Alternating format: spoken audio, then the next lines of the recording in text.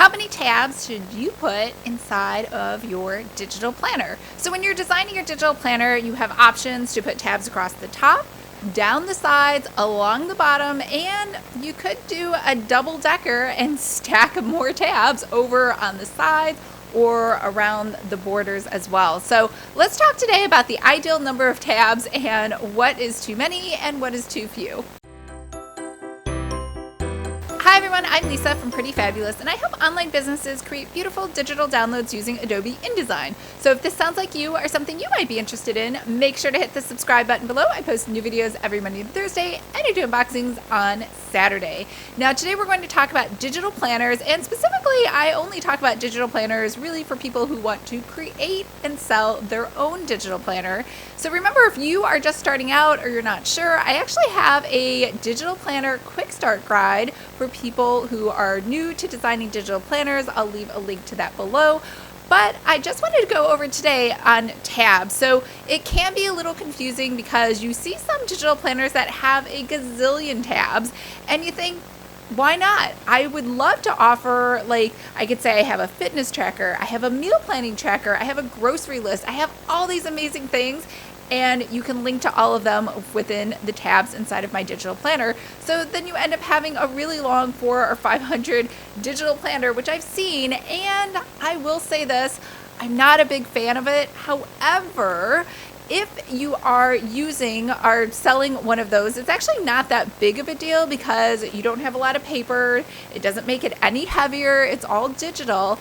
But what it does do is it does kind of overwhelm and confuse people if there are just way too many tabs across the top. Plus, another thing to think about is when you have tabs for dates like January, February, March, April, May, etc., it's pretty intuitive to know that I am going to go to January, then I'm going to go to February, then I'm going to go to March, and then April, etc., and so on. When you have different tabs across the top and across the bottom, it may not be very intuitive on which order they go in. Logically, for me, I would think that the top would come first, and then the side, and then the bottom. However, I have seen it done all types of ways. So there is really no one way that everyone seems to be following, and that's okay because digital planners are new and everyone's kind of doing their own thing. But the thing is, when you're flipping through the pages, sometimes you just want to flip really quick and you don't know where to flip to because you have no idea which order they're in based on the tabs on the top if they're not monthly tabs. So here's the rule of thumb. If you have a design such that people need a lot of space to write in, yes, I know they can pull it out and make the area they want to write in bigger. However, that is not very user friendly. Most people just like to use the planner as is without making it bigger or smaller. So what you want to do is you usually just have tabs across the top, tabs down the side, and tabs across the bottom, and that's it. No extra tabs in all different places. And your tabs across the top usually, like I said, go first. So maybe you have a home button, you have an annual at a glance, maybe you have a goals section, etc. All the things that you would normally find in the beginning of a planner. And then across the side is almost always timestamps, right? So January, February, March, whether it says week 1, week 2, week 3, or if it's a wedding planner, maybe it says the engagement party and then the post-engagement party, the bridal shower, right? So it should follow a logical, chronological sequence down the right and left side as you flip those pages over.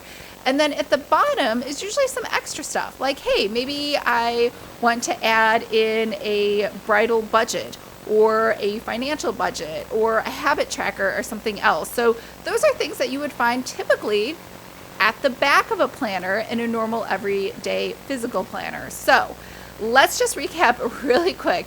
Across the top, and again, the total number actually doesn't matter. It's more on what is legible. So if you are looking at your planner on the iPad Pro and you have 20 tabs across the top, probably no one's going to be able to read what the text is on those tabs. Even if you color code them, it's going to be pretty difficult. So usually 4 or 5 across the top is the max. And then down the side is 12, obviously for the months of the year.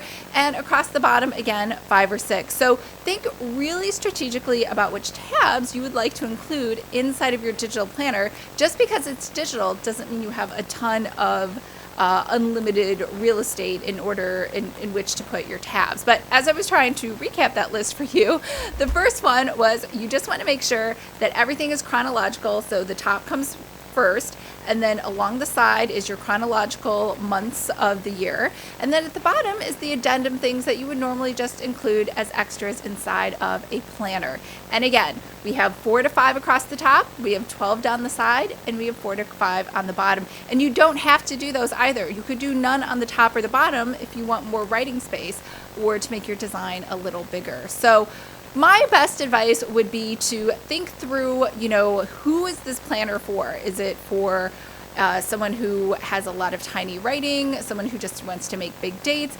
And then you can decide how much space you do or don't need in order to have your design and your layout, and how much you have left for tabs.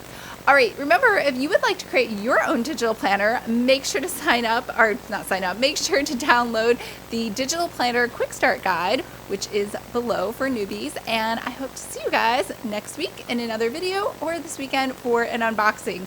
I hope you're all having a fabulous day, and I will talk to you then.